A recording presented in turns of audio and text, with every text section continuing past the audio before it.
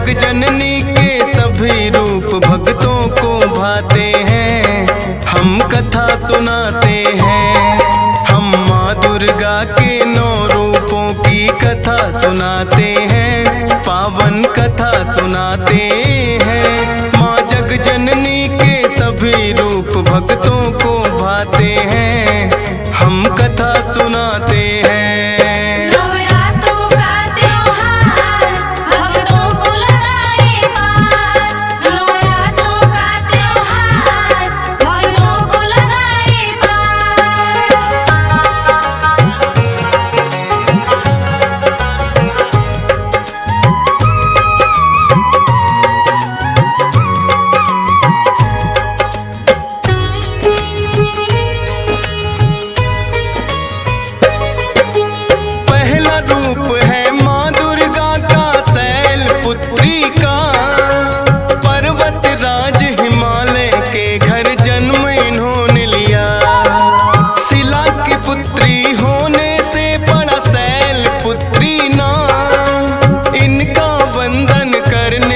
बनते हैं बिगड़े काम, अति दुर्लभ है रूप ये माँ का भी सब पे है ये सवार। शैल पुत्री माता करती भक्तों पे उपकार, दाहिने हाथ में है त्रिशूल और बाएं कमल का फूल। अपने भक्तों की करती है क्षमा मात हर भूल। पहले नवरात्रे में माँ का ध्यान लगाते हैं, माँ का ध्यान लगाते हैं। माँ जग जननी के सभी रूप भक्तों को भाते हैं, हम कथा सुनाते हैं।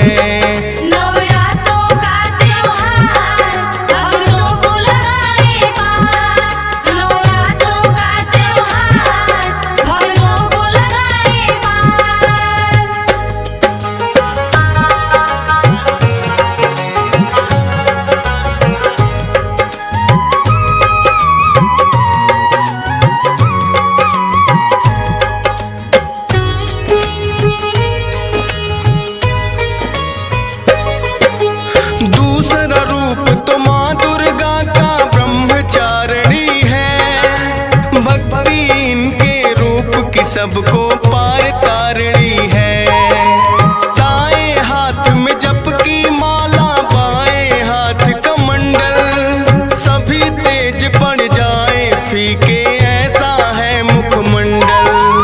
कई हजारों वर्ष किया था शिव शंकर का ध्यान, खुद ब्रह्मा जी ने आकर के दिया इन्हें वरदान। ऐसी घोर तपस्या आज तक नहीं किसी ने की, ब्रह्मा जी ने ब्रह्मचारिणी नाम दिया है तभी।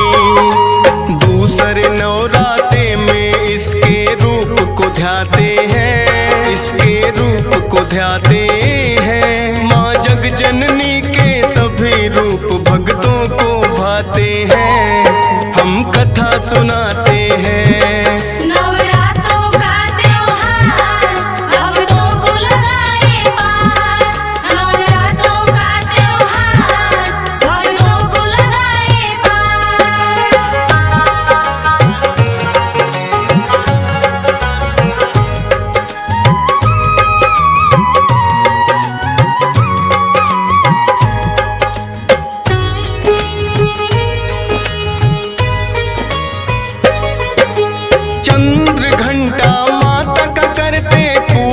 तीसर दिन चंद्रमा के जैसे शीतल हो जाता सबका मन। 10 भुजाओं में इनके हैं अस्त्र शस्त्र और बाण, दुष्टों का संहार करे माँ भक्तों का कल्याण। स्वर्ण समान रूप है इनका, सिंह सवारी है, चंद्र घंटा रूप में माता लगती प्यारी है। युद्ध मुद्रा में रहती है ये हरदम तैयार, दैत्यों और दुष्टों का सदा ही करती है संहार। तीसरे नवरात्रे में सब जयकारा लगाते हैं, सब जयकारा लगाते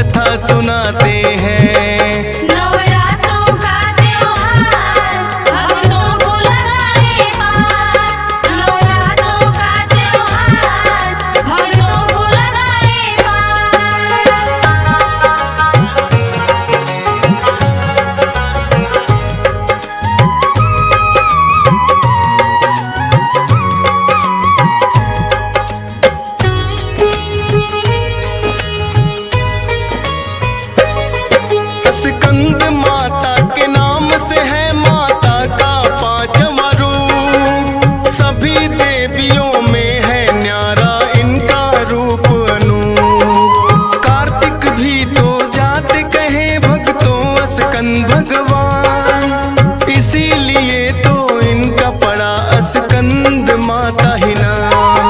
भगवान कार्तिक इनकी गोद में बैठे रहते हैं, माता भक्ति दायनी है ये सारे कहते हैं। कमल पुष्प पे माता विराजे लेके पद्मासन, स्कंद माता का रूप बड़ा ही लगता मन भावन।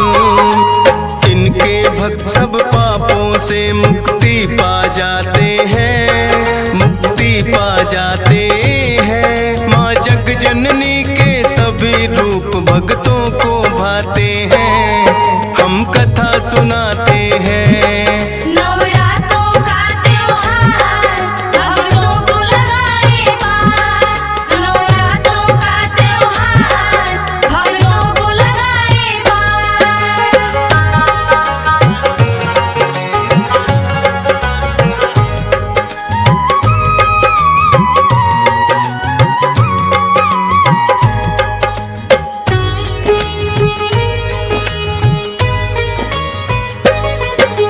कात्यायनी नाम से पूजे माँ को छठवें दिन।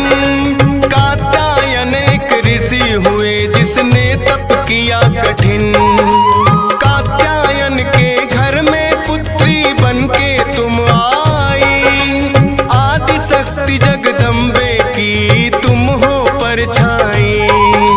महिषासुर का बढ़ गया था धरती पे अत्याचार, कात्यायनी का रूप बना के उसको दिया है मार। रूप आपका करता है दुष्टों का सदा संहार, भक्त तेरी जो शरण में आते हो जाता उद्धार। सुनकर नाम आपका दुर्जन टिक नहीं पाते हैं, दुर्जन टिक नहीं पाते हैं। माँ जग जननी के सभी रूप भक्तों को भाते हैं, हम कथा सुनाते हैं।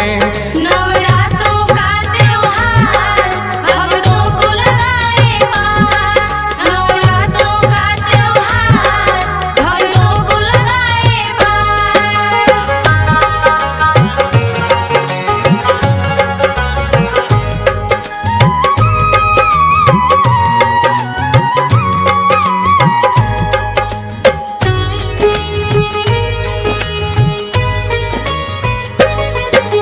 सातवां रूप है माँ दुर्गा का काल रात्रि नाम। काली रात की तरह है माता के अंग तमाम। गले कुंड की माला है बिखरे हुए इनके बाल, दुष्ट जनों का बनकर आई है माँ काली काल। लेकिन अपने भक्तों पे माँ कृपा करे है अपार। सातवें नवरात्रे में पूजा करता है संसार, देती है वरदान जो माता जाए ना खाली। भाग्य जगाती है भक्तों के माता महाकाली। भक्त जो इनके वो दुश्मन से ना घबराते हैं, ना घबराते हैं। माँ जग जननी के सभी रूप भक्तों को भाते हैं, हम कथा सुनाते हैं। नवरात्रों का त्योहार भक्तों को लगाए पार, नवरात्रों का त्योहार भक्तों को लगाए पार।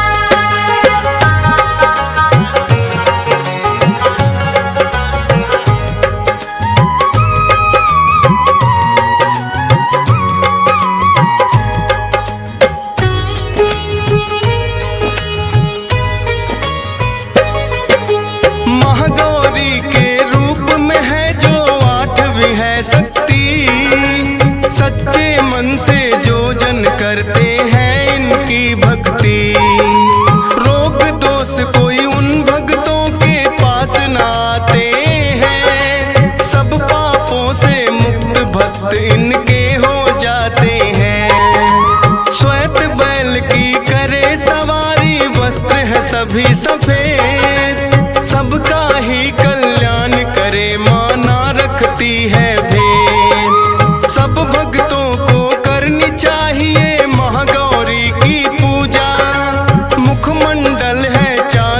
शीतल ऐसा ना है दूजा। 8वें दिन तो सभी भक्त इस रूप को ध्याते हैं, इस रूप को ध्याते हैं। माँ जग जननी के सभी रूप भक्तों को भाते हैं, हम कथा सुनाते हैं। नवरात्रों का त्योहार भक्तों को लगाए पार। नवरात्रों का त्योहार भक्तों को लगाए पार।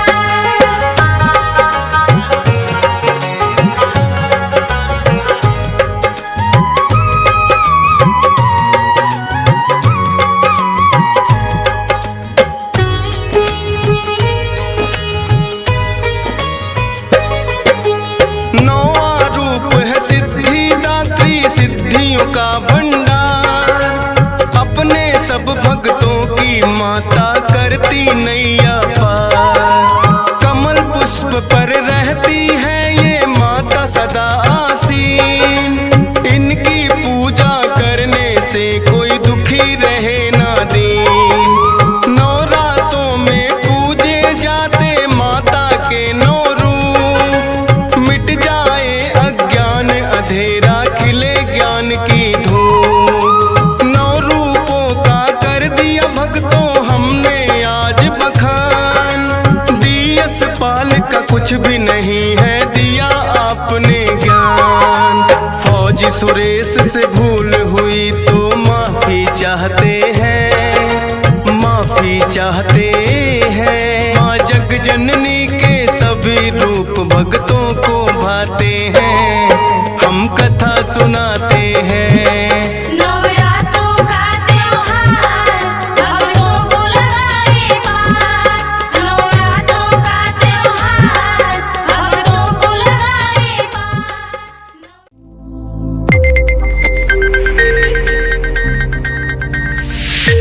You are watching Sonodeck Video.